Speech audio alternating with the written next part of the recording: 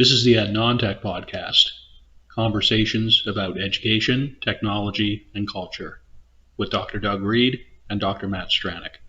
Thank you for joining us.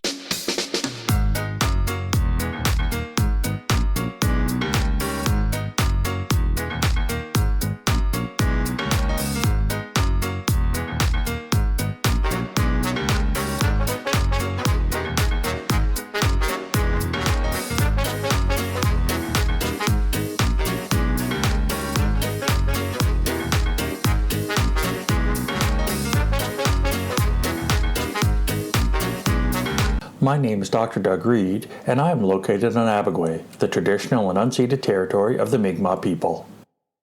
My name is Dr. Matthew Stranick, and I am located in Menakwisk in St. John, New Brunswick, which is situated on the traditional and unceded territory of the Wolastoqiyik Maliseet people.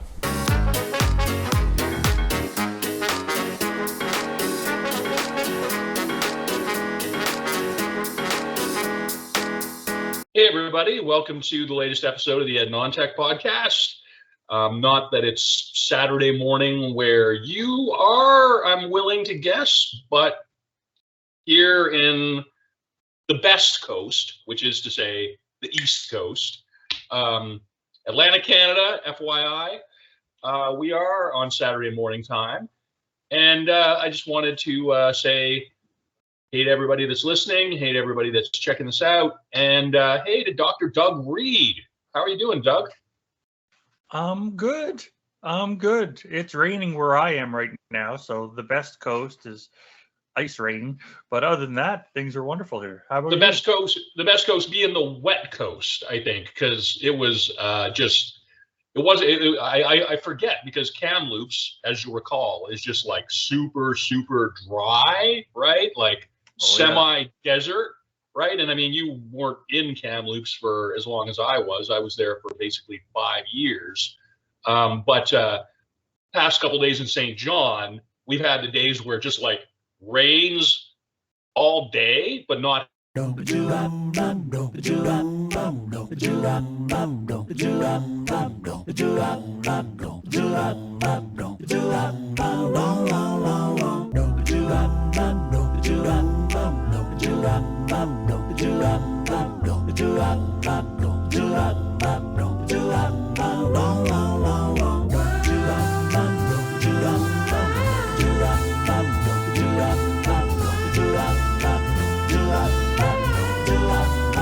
Okay, well, I'll tell you what.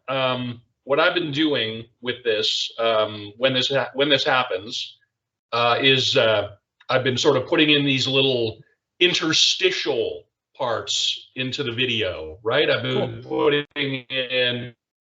I don't know if you've noticed, but Buster Keaton is like the official mascot of our podcast lately. I think he kind of embodies everything that we might aspire to with this show, quite frankly. But if we could get close to his level of notoriety, that'd be wonderful. Notoriety and just being like perfect at what you do, you know, in those moments, those silent film era moments. Gosh, we're talking about the weather. We're talking about Buster Keaton. Why don't you tell us what we're talking about on this particular episode, Doug? I would like to talk about reinforcement, not replacement. Fantastic. And what led you to that? I was reading an article and I realized how often people say, oh, we don't need to do X, Y, or Z. The machine will do that, or the computer will do that. It's back in the day. I don't know if you're old enough to remember, as the internet got started and everybody thought, oh no, librarians won't have jobs because the internet will do what librarians do. And it definitely changed librarians' jobs, but librarian skills were so vitally important. It was the skills. It wasn't just the knowledge. It was how to find it and how to organize it and all that. I would like to just barge in on your setup here, which is awesome. I would like to say that shout out to John Bowie, best friend of mine since I was like 5 years old. We met at my fifth birthday, or our parents, brought him over to our house, and he's made a career, like, since he was in university, of working in libraries, and he works now for the New Brunswick Provincial Archives. He has a master's in library science. So I wasn't of the era when, like, oh no, librarians will be displaced, but I definitely can vouch for the fact that, rumors of the death of librarianship are greatly overrated, to paraphrase somebody. So yeah, man. And so you read that article, and was there like any personal impetus behind this particular one besides that article, or? It was struggling with the whole concept of we're the Ed non-tech podcast, but the tech's there, right? It's much one of those so. things we have to deal with. And I just remember, oh, well, we can get rid of teachers. And there's a history of we can get rid of teachers. It was radio will replace teachers, TV will replace teachers, computers will replace teachers, the internet. Somehow teachers still have jobs. AI is the next one that will replace teachers. Like, oh yeah. no. Like, shout out to Ian Linkletter. I don't know if you remember Ian from BC, from your time in BC. He got caught up in a very, very nasty, frivolous lawsuit by some tech company who objected to him putting like a link to one of their promotional videos on his Twitter handle. And like, it was serious. Like, they were maliciously going after this educational technologist. I think he was at UBC at the time. Sorry, Ian, if you're listening, if I got that wrong. But he has now, in his new role, I can tell for sure, I can tell you for sure where he works now, which is at BCIT in some capacity. And he has put together, just over the past week, a LibGuide. You aware of LibGuides, Doug? The sort of library, sort of curated sets of resources on certain topics. He's put one together, for his institution ostensibly, but anybody can use it, dealing with teaching and AI. He put it out on his Blue Sky app, and I'm like, I'm gonna take this and put it out as wide as I can. A former colleague of mine, Rob Power on LinkedIn, Dr. Rob Power, at Cape Breton University. Sorry if I got the name of the institution wrong. He, like, as soon as I posted Ian's thing about the LibGuide with AI, he immediately retweeted it, or whatever you do, reposted it on his LinkedIn. And according to LinkedIn's creepy analytics, due to that, because he's a professor of education, and he focuses on technology. And now, like, something like the last time I looked at it, there's something like 450 impressions, which means it showed up in like 450 people's feed just because I friggin' pitched it onto LinkedIn, and Rob kind of, boosted it into his network. So again, I think librarianship is one of those things that's just going to be with us down the stretch. Teaching is one of those things that's going to be with us down the stretch. So yeah, we lean into the ed tech, and we lean into the ed non-tech as required, right? Sorry to kind of wind up your thing with a bit of a rant there, pal. No, are you going to include that link in the show notes? Yeah, as a matter of fact, I'll put that in. Yeah, it's buried kind of towards the top of my emails to self, which I'll throw that in for sure. Awesome, thank you. Yeah, man. So why don't you start taking us through some of the resources that you found and curated for us here? Sure. In 2003, at Jocoso, I apologize if I mispronounced that. Noble effort. Evaluating technology and instruction. So 2003, 20-some years ago, this is basically computer technology and internet technology is what they're talking about.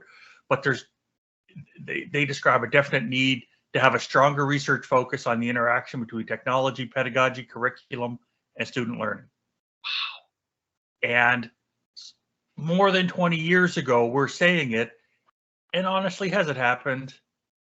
That's a question for you. you've been involved with some COIs, so I know that it's there and we're trying to, but has anybody dug deep and actually published the results of that? Or is it all just kind of folklore and hearsay and as educators move forward? Well, I think to speak to your point, and thanks for the opportunity to shout out COI, I'll give a strong recommendation to, if anybody is interested in contemporary sort of COI, because I mean, as long as Athabasca is around and people associated with Athabasca University are publishing, there's, I think, going to be a home for community of inquiry research. And I mean, you're talking about the last 20 years. I've had a career so far as an educator, you know, about 18 at this point, since I started teaching in South Korea.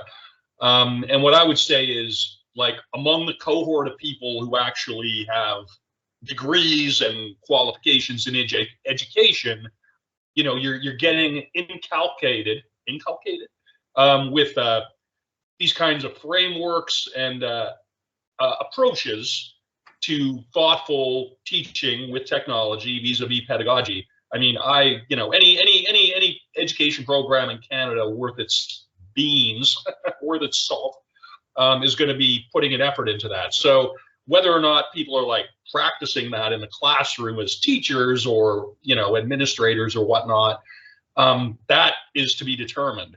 I have definitely worked in situations where, for some reason, people who had no pedagogical training were like in charge of like something called open or distance learning on a mass scale. And I'm like, you're putting in people with English degrees. You're putting in people like with just like no training in any of this stuff. And I just can't help think like, you could hire somebody with the education degree for the thing, but you're not, because why?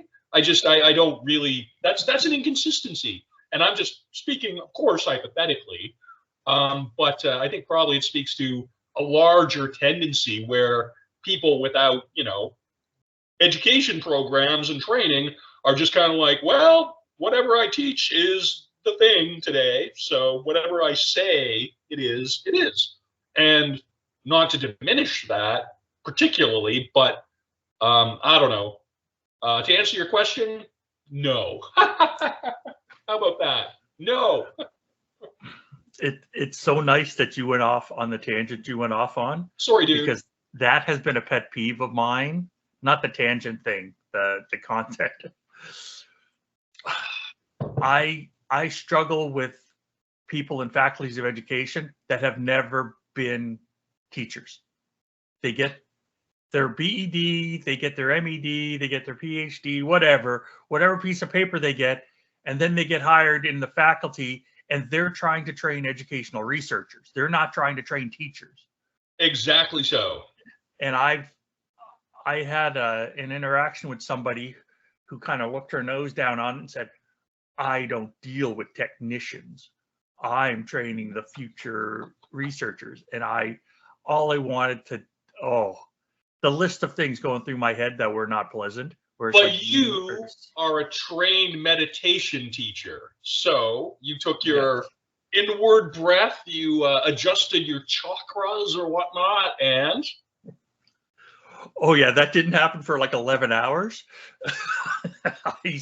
Steve. The immediate thought is not always your best thought. Even you know, even Marcus Aurelius was quick to say that. He's like, it's normal to get emotionally fucked up, I can say, over a situation, but once you sort of clear your, you know, mind's initial, you know, fight or flight kind of response, you step back from it, you recognize it for what it is, and you go, okay, this has no bearing on me as a person whatsoever. But you can definitely challenge that attitude. I train the future educational researchers. Like, to do what exactly? Besides, you know, just producing, you know, multi-name peer-reviewed journals like articles. Whew. The tangents are just coming on strong here, pal. I think it's a function of Saturday morning. Yeah, I think so too. But I'm a little spoiled, right? They're talking about the interaction with technology, pedagogy, curriculum, student learning, and I'm looking for that one person that has wrapped it all together. I'm looking for the Rogers diffusion of innovation. I'm looking for Bloom's taxonomy. I'm looking at Vygotsky's zone of proximal development. I want that person to show up and say, bang, here it is, and grapple with that. And that deeper level of theory, there's people picking away at it, and good for them. They're coming up with some great stuff, and we've talked about a lot of that great stuff. Totally. But where's the big picture? Where's that? What's the one in physics that Einstein couldn't? General relativity. They couldn't come together with the theory of everything. There's no grand unified theory of education which applies particularly to the problematic tech sphere. Although I will say, I think, Doug, what we're really grappling with here, before we get on to the next reference, I really like this sort of little examination we're doing. But I guess I would just say that community of inquiry framework has done a really good job of sort of showing praxis, right? Praxis, where the sort of link is between research and knowledge of teaching, and linking that in actionable, tangible ways to teaching strategies. So anything that you can sort of follow through from the, conceptual level, very high conceptual level, such as the much beloved Venn diagram of the COI framework, all the way down to literally an individual, message in an online asynchronous forum, or a single interaction between students in a blended environment. I mean, you can trace it every step of the way, and it's not difficult to do, because, even people without pedagogical training, people at my place of, I've never talked to the people at my job about COI, but I know that they watch the podcast. So they heard about it by now, I think. But still, it's one of those, right? So the ability to do this stuff is there, but the follow through isn't always supported by educators or necessarily by administrators. Again, a former institution where I used to work, anytime I mention this stuff, they're just kind of look at me like, you mean you can't just put it in a tweet? Like, you can't just sort of plug it into a tweet and get a bunch of likes and get it re-upped? Like, nah, it's a little bit more nuanced than 140 characters or whatever, dude. Sorry. I mean, if you're not willing to look at something that doesn't fit into a tweet, then, okay, good luck running your province-wide friggin' educational enterprise through distance learning. It's me. Is it Saturday? Is there anything else you wanted to speak to this, bud, on this particular thing, or do you want to go to the next resource, dude? Fawcett and Juliana. I would love to talk about one more thing. Please do. I was talking with a sociologist 20, 25 years ago, and he was giving me the gears. He was saying things like, oh, you educators, you never go deep. Because we were talking about social constructivism and how people learn by talking to others and creating your own learning. And he's like, and then you sit back. He said, you educators sit back and you're all proud of yourself for you came up with it. He goes, sociologists, that's where we start. And then we go deep. We don't stop at the obvious thing. We go deep and dig into that. And that's the difference with these two disciplines. And at the time, I was a little annoyed because he was arrogant, but I can't disagree with it. And so that's what I really like.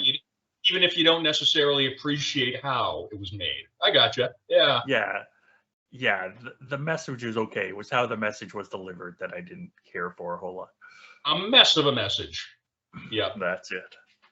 Dang. Well, I appreciate that, pal. And again, it's one of those things where, so first of all, the ed tech realm is double damned in a certain sense, because that notion of education as a field is well, it's a soft discipline. It's, it's It's got porous boundaries, which you've talked about before on this show, for sure. Yep. Can't disagree. Sorry, we've done a piss poor job of, coming up with an appropriate literature in education generally. I guess with the exception of maybe John Dewey or something like that. Piaget, I guess who else gets a pass? Pedagogia d'oppressed. Freire, he gets a pass. But I mean, apart from that, people kind of look at it just kind of like, well, you're just making it up out of classroom studies. But then, even within the sphere of education, you, as we've already just discussed on this very show in the past 10 minutes or so, you get like people who are in the field of education, people who really ought to know better, and they're just looking at the tech stuff like you're just making it up. It's just like you're just taking the tool and you're sort of gloaming something onto it, based around the tool. And I'm like, well, if that's the world you want to live in, then if it's easier to simplify things that you don't do and reduce caricature, I mean, I do that too, but it's kind of a shame if that's how limited your viewpoint on the thing is. There's really nowhere to go from there. So with apologies to your former colleague, I got to say. Oh no, you don't have to apologize for him. Okay. So Faustin and Juliana, dude, teaching in the digital age, teaching as you were taught. I really have to commend you for that selection based strictly on what I'm reading in the bibliographic reference, dude. Yeah, that's teaching as you were taught. And that is horrific. It was, I hate that. Well, that's how I learned. I don't care. I don't care. That's how you learn. That's like talking to somebody that won the lottery and then saying, the way you get rich is spend all your money on lottery tickets. No. It's my retirement plan. My RRSP, I'm going to cash out all my RRSPs and buy lottery tickets, and then I'll get the big payout. And then won't those people who thought I was problematic be, won't that teach them? Yeah. Yeah, we've learned since then. Like it's one of those things where, remember the old days? Maybe you don't. Like again, we're a slightly different age by slightly. Oh no, man! I grew up in the '80s. It was pretty analog in the '80s. I got to say, for my K-12 time, a lot of it. But do you remember how you taught a child to swim? Right. I remember teaching my kids to swim in a pool, in a gorgeous swimming pool, in a gorgeous compound in Qatar. Both of my kids learned to swim like before they were toddlers, because you could access the compound swimming pool pretty much year round. I mean, you don't want to go in maybe January, February because of the dust, because it's kind of gross. But shout out to Qatar. Shout out to my time and former colleagues at CNAQ and the compound. Al Jazeera 1 rules. Anyway, dude, sorry. Yeah, in the olden days, I just have, you want to teach your kid how to swim? Throw them in the pool. Throw them in the pond, throw them off the wharf. They'll float, they'll learn, and it's like they'll float. We all float down here from it. Yeah. Yeah, anyway. But it's that mentality that I see. I talked about it before. There was a mathematics prof that refused to change her pedagogy. It was, I have the bench out there for the students to cry. When they come to my office and they want extra help, they sit there and cry until they learn that they have to go and figure it out for themselves, because that's how math is taught. The crying bench. I wish they had one of those at TRU in the open learning department, man. I could have used it. The crying bench. Oh, man. There was a number of people that could have used that there. But yes. But the whole concept so you're saying that, sorry, go ahead. Ineffective practice. You're saying that's an ineffective practice, the crying bench, are you? Yeah, there's two types of people. In my world, there's two types of people. People that went through something and said, I went through it, so everybody should have to. And then there's the type that said, I went through it, so nobody else should have to. I'll figure out another way. I'll figure out a better way. And I'm that one. I'm the second one where it's like, I think we're both that one, dude. I think we are both that one, because as I've talked about, I was such a just degenerate, maladjusted, insecure, kid in high school, particularly, where I was just self-destructive and was not, I barely got out of school, high school with 6% overall GPA average, 51% in math, because like the math teacher was married to the English teacher, and the English teacher really liked me. And the math teacher just, thought I was like, a piece of block in his classroom who sometimes showed up. But it was enough to scrape into my local institution, St. Thomas University, for the win. And if it weren't for that, I mean, I'd just be in totally, completely different life circumstances. But I came out of that. Nobody expected me to be an educator. I mean, nobody. My grandparents, God bless them, my recently deceased Irish grandmother, I remember telling me, she was like, we just never thought of you as being scholarly or interested in school, and now you're doing a doctoral program, Matthew. Oh, God bless you. God bless you, Nunny. God bless you. So, yeah, I mean, it's just, you come out of it and you just got like, I am going to burn the world down, or I'm going to build something better. And somehow I ended up trying to build something better, arguably with very limited success. But and I think you're that same way, and I think this whole podcast kind of comes out of that impetus, bud. So again, sorry to horn in with another personal friggin' tirade, but it's just what you spoke to there really resonated with me. Yes, and I believe the vast majority of educators I've taught with try to make things better. I know there are some people that are there for the paycheck. Clock it in, clock out. Yeah. I know there's a few of those because I've met a few, but the vast majority, how do we make things better? Part of making things better with technology is thinking about it.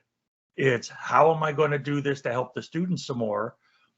So the whole, this is how I was taught. Well, I don't care how you were taught. How do you take that experience and move forward? I don't care how you were taught. I want that on a t-shirt.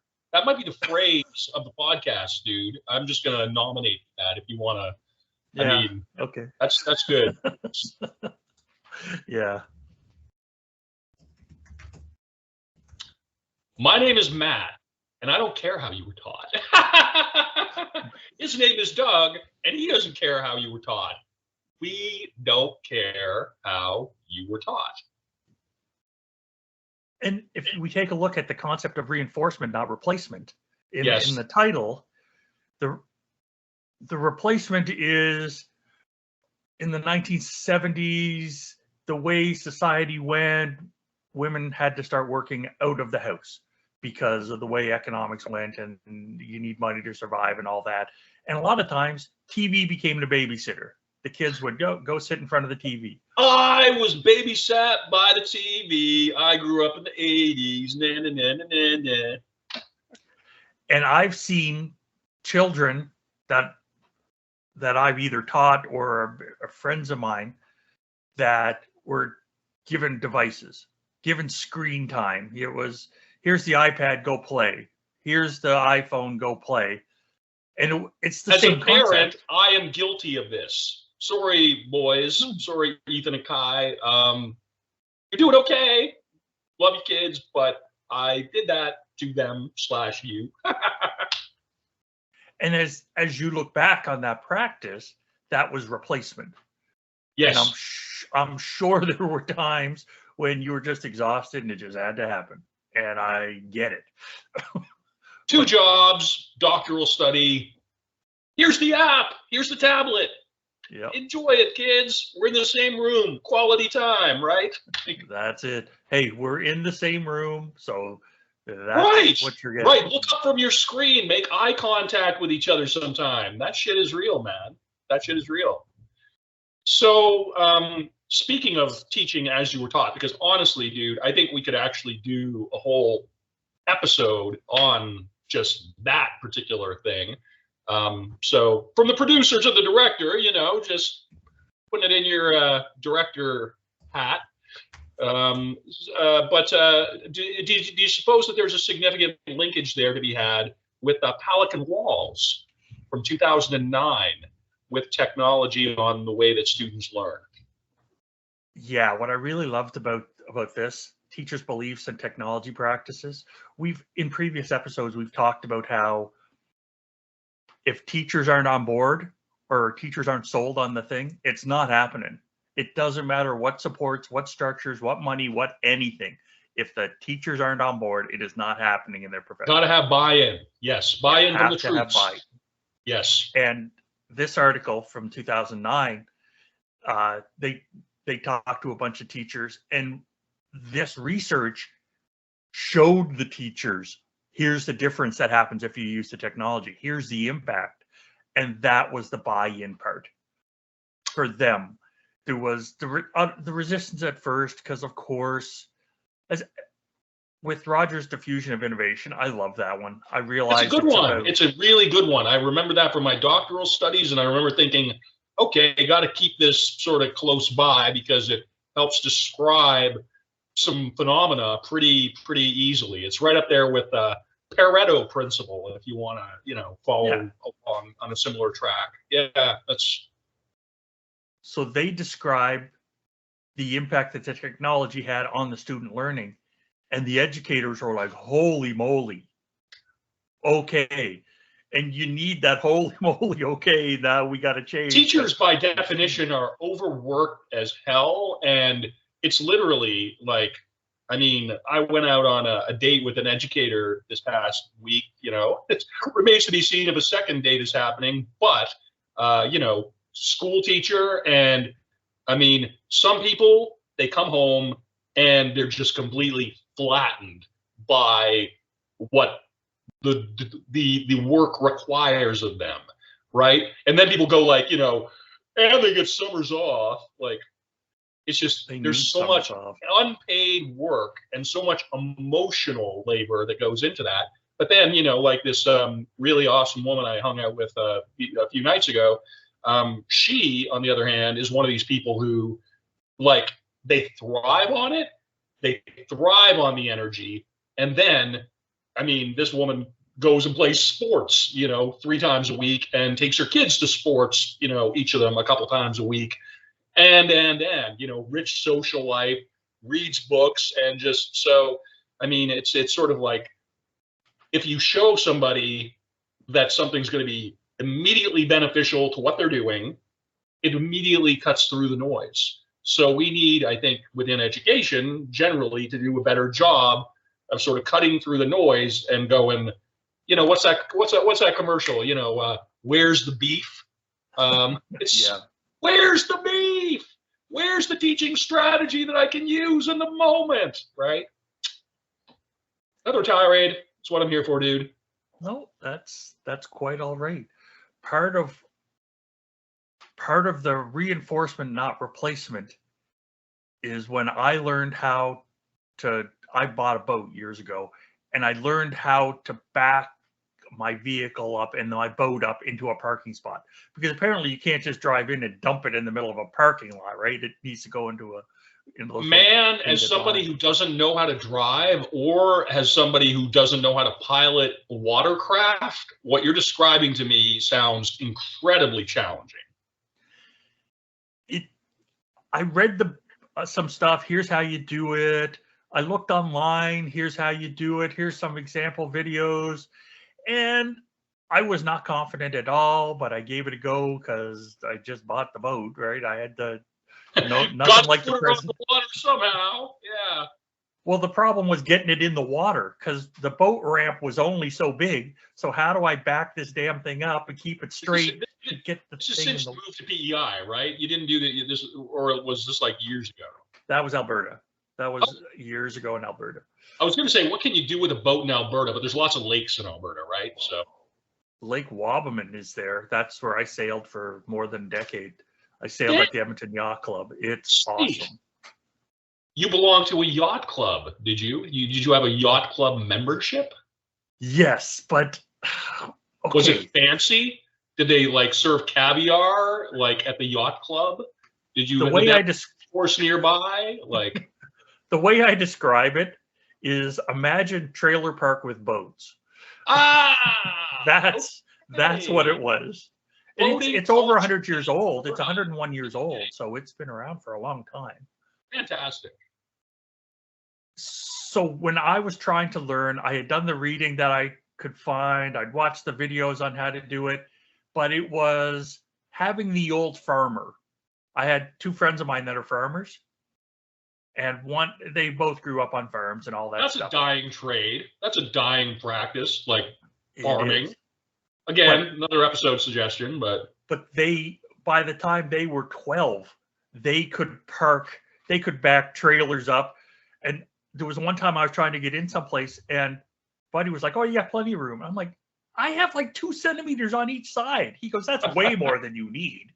And I need 1.5 miles on each side." But having them give me that instant feedback right at the time when I needed it, that was the reinforcement part. well, can I just throw? I'll just throw in something that's coming out of my like post secondary post secondary career. This notion of just in time training. Yes. And I think that there's a very strong linkage there. This is where ed tech, God bless its maladjusted soul, can actually, like, you want like tangible examples. It's the kind of thing you're talking about. I mean, you're like looking at the YouTube videos. I mean, maybe it was pre-YouTube that you were involved in this. You know, you're sort of, but it's like, if you can just sort of get that one sort of skill or knowledge with a tangible, your SMART, SMART, what is it? Specific, measurable, whatever the acronym is, Yep. your objective, and just focus an entire pedagogical thing around that, then, I mean, technology is an effective way of capturing and distributing that, right? So that's something where I've been spending, like, I'm not spending a lot of time on just-in-time training now, but like in the 6-month prospectus for this role, I can definitely see it kind of looming up, because that's just something that's incredibly, what you're describing, incredibly valuable, right? Those individual moments. And that's, for me, that's the reinforcement part. I had the technology. I would have got there eventually. But Yes. Everybody else at the wharf would have been just annoyed because it would have taken me 45 minutes to do what should have taken 30 seconds. From somebody who had, the ability to drive before they were like an adolescent. Let's be clear on that.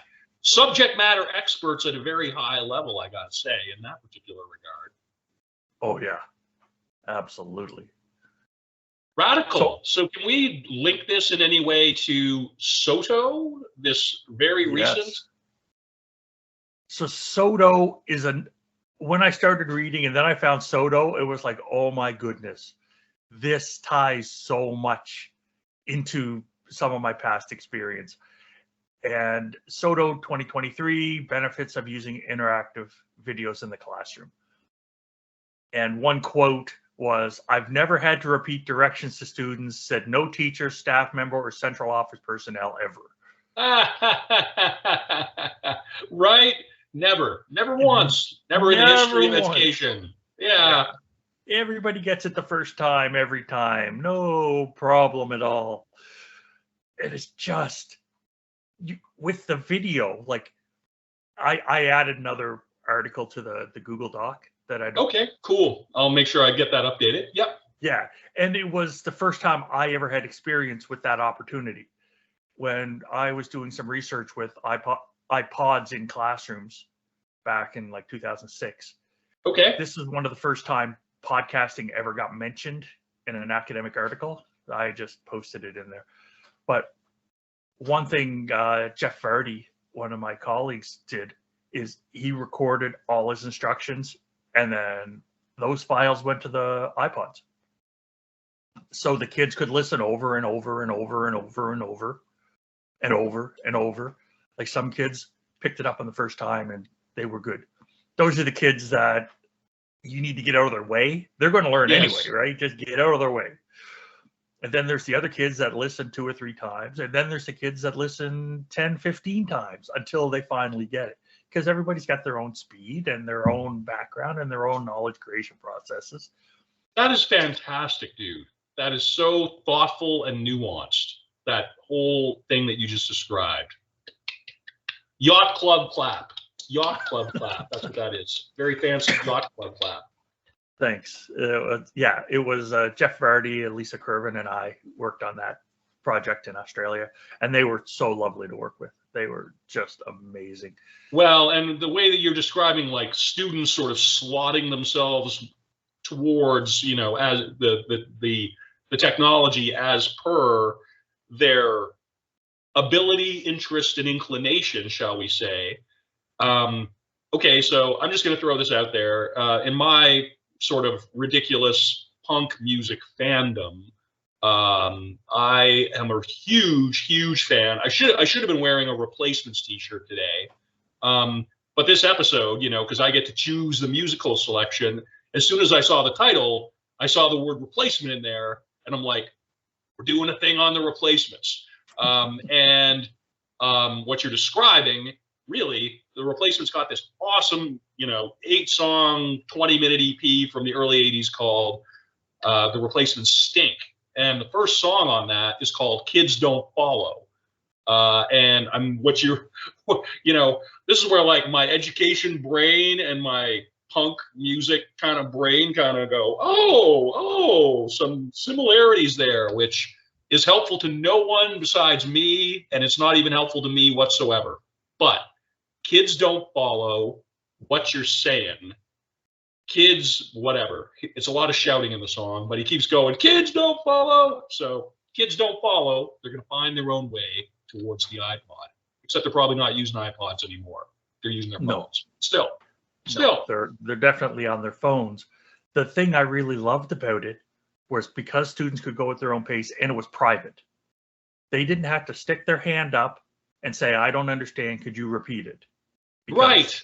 How often is that going to happen? Instead, you they had reduce that age-old problem. Yeah.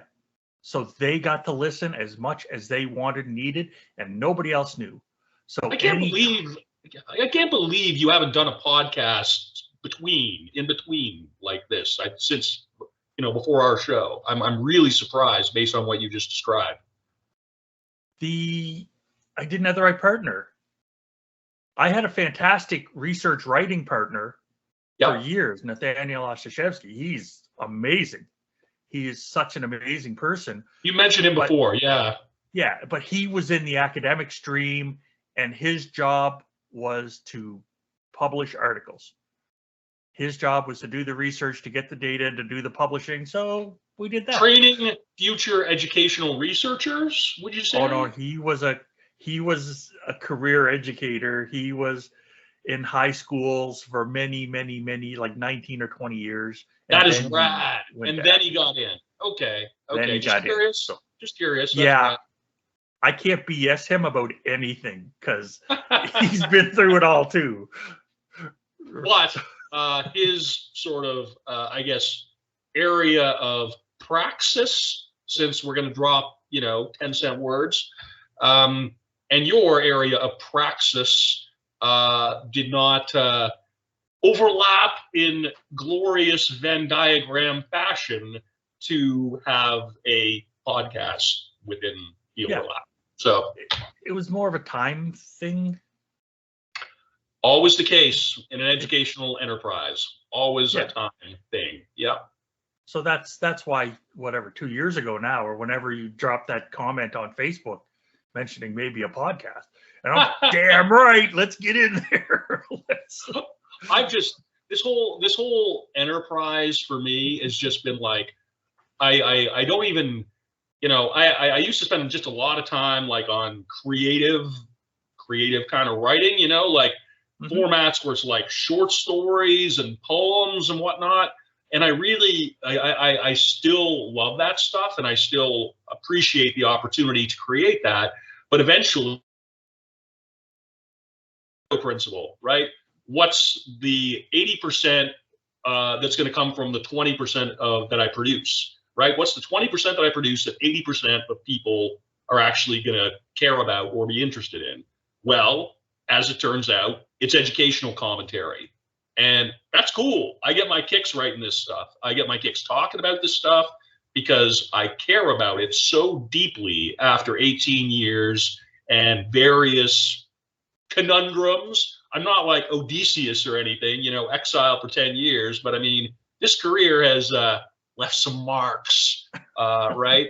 Physically, mentally, and emotionally. So it sounds like you were at that point when your colleague was at that point. And I'm just really sort of glad that whatever processes were established there, whatever trajectories led to this friggin' enterprise, which is still unfurling as we speak in flag-like fashion.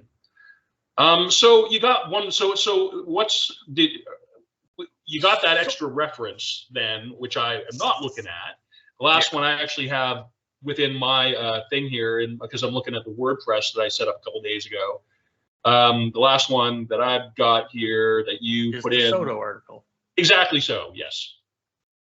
So yeah, the Soto article, I just loved it because anybody that's an educator knows they have to repeat a direction. Anybody that's a parent, I'm assuming, has to repeat a direction. Good Lord.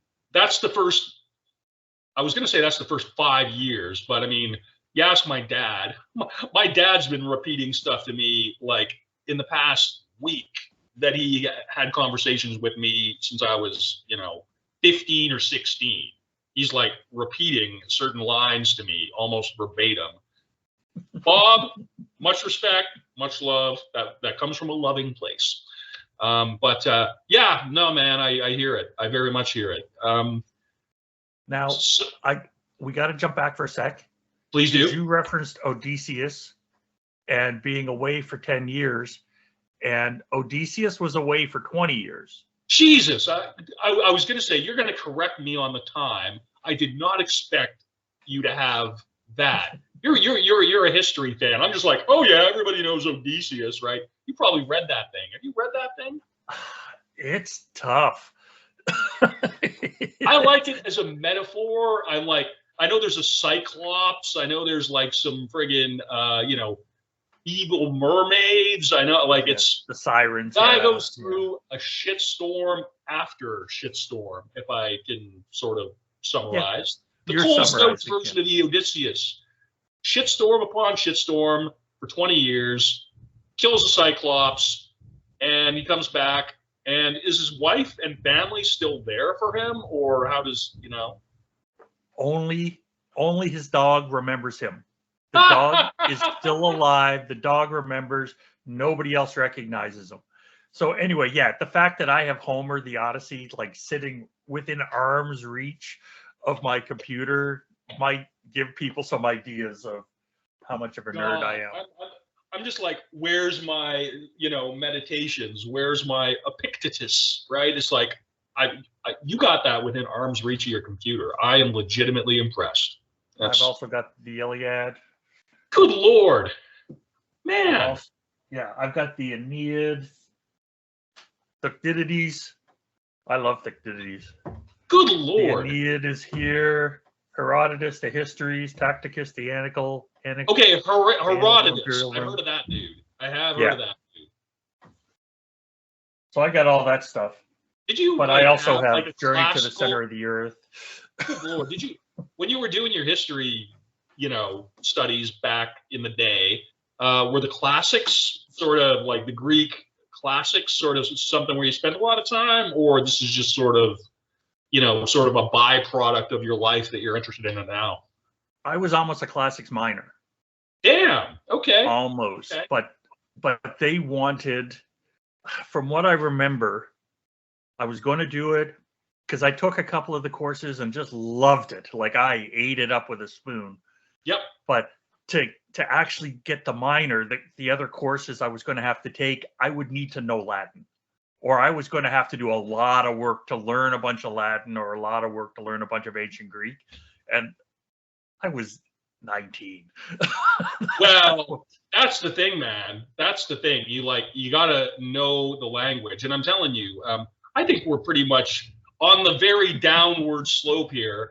So I will just throw out one more thing, and I'll just try not to go on to about it too long. But I mean, like when I'm reading meditations, right? Like I'm picking it up the first time in 2024, and it's just, you can tell the difference between an awesome translation and a just sort of, whatever cobbled together. And I've read, few different versions of meditations, Marcus Aurelius, and the one that my former girlfriend Paula, if you're listening, got for me over the Christmas holiday. This just like it's paperback, but it's just like you can tell that this person, can't remember their name, who did the translation is absolutely fluent, right? Completely fluent, which is in keeping with the fact that Marcus, when he was writing in Greek, even though, he's like among the Quadi, like on the very frontier of the Roman Empire, nobody's speaking Greek, but it was the academic language of the day, and how he, in his turn, felt the most comfortable expressing these thoughts. So just having like a super duper translation, it makes all the difference. I mean, really. So yeah. Now I have one last thing. When I was doing this iPod and podcasting research back in 06 or 07, back then, somebody came in who was like a music technology historian. Wow. So I don't know if it was Lisa Curvin or Jeff Vardy. One of them knew a person, and they brought in, those old phonographs, the one with like the dog in front of like the big cone thing, and I would aspire to own such. If I ever get into a windfall and I can like start collecting like records and record players again to the extent that I did once, if I saw that on Amazon, I'd be like, hell yeah, that's. We found one. We bought one. We bought the second generation one where it's a big cabinet and it lifts up and plays 45s, and you wind the crank and it plays. You don't need electricity. Gorgeous. And they had another one. An antique shop went out of business, and it was the old style one with the big cone, and it played 45s. And I think there was also some kind of attachment to play the wax cylinders, but that was like $3,000. The wax cylinders. Yes. Yeah, that's fantastic. So this guy brought in this wax cylinder phonograph to the students, right, and showed them how to do it as just part of this research. And he had a photocopy of a document that Thomas Edison had done in like the 1880s or something, 1890s. And it listed educational and productivity activities to do with recorded sound. It was like a part of a pamphlet for a sales pitch.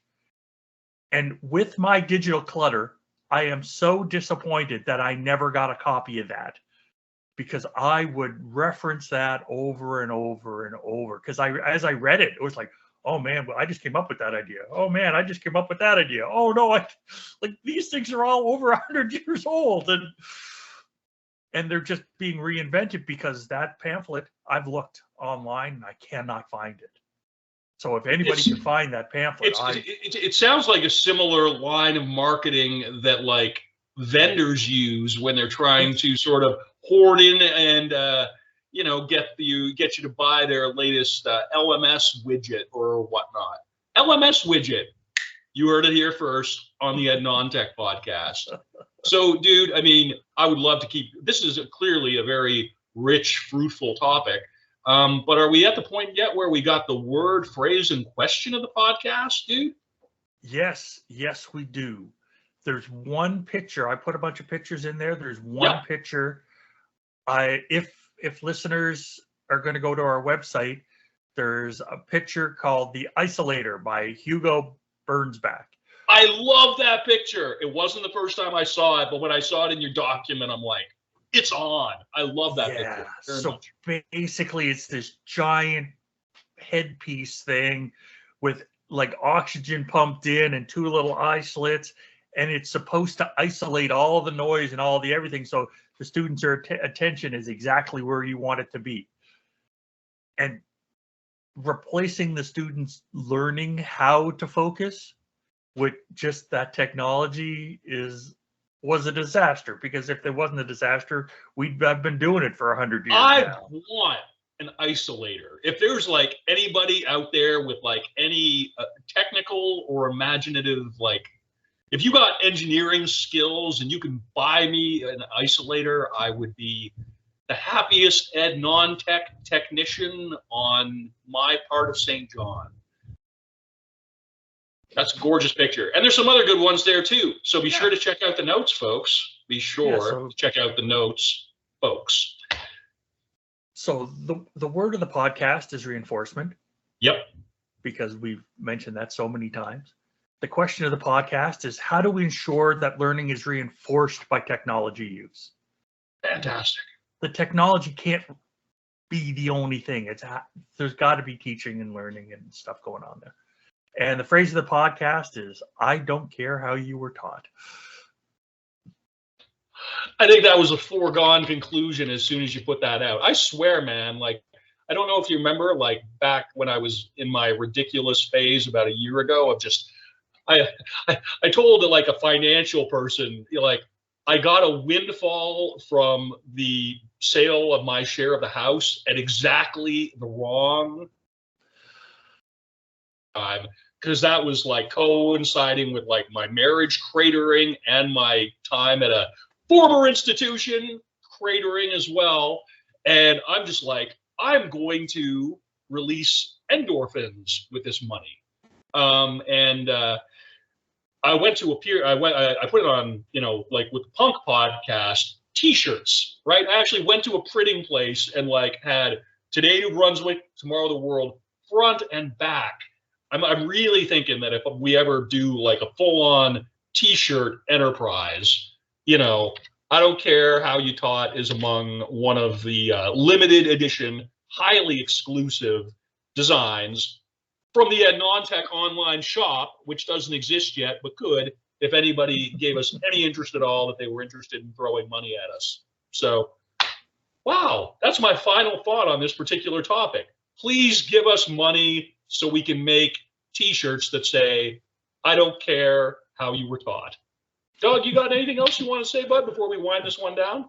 No, I don't.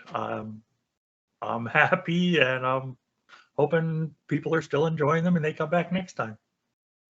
Next time, spoiler alert, on our part of this thing is going to be pretty soon. I'm going to change a t-shirt, but so it's, and by the way, I got to give you credit, Doug, for wearing a Minnesota sweater. Minneapolis, Minnesota is where Husker Du and the Replacements are both from. Spoiler alert, the next episode has to do with Husker Du, whereas this one was to do with the Replacements. I got a Husker Du tattoo, so preview alert. From Minneapolis, Minnesota. St. Paul, if you want to be specific with Husker Du. Replacements were from. And I got this because I flew down to the Caribbean and we got bumped off our flight in Houston, and we ended up in Minneapolis, St. Paul for a day, but it was freezing cold there and it was nice and hot in the Caribbean, and all our winter clothes were in our car at the airport. And so we were freezing, and it's like, oh, we need something. So we both walked into the first shop in that giant airport and picked up sweatshirts. Radical. Well, folks, if you're not sufficiently compelled to check out the next episode, that's on you. Thanks a lot for listening, everybody. Catch you next time. Thanks, everybody.